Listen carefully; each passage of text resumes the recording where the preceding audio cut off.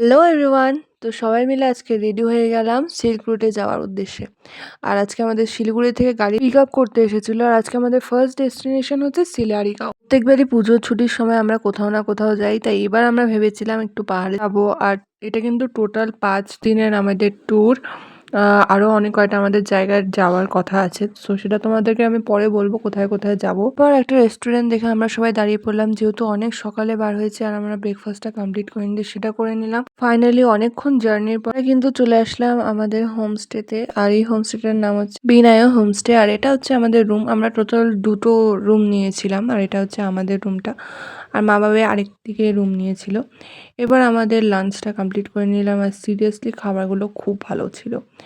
তারপর আমাদেরকে এখান থেকে দিয়ে দিয়েছিল পকোড়া। এটা খেয়ে আমরা একটু চারপাশে একটু হাঁটতে চলে গেছিলাম একটু ওয়াক করার জন্য।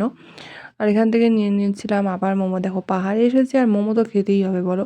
আর এই মোমোটা আমার খুবই ভালো লেগেছিল। দেন ডিনারে চিকেন ছিল। তো আজকের জন্য ব্লগটা এটুকুই, দেখা হচ্ছে পরের ব্লগে।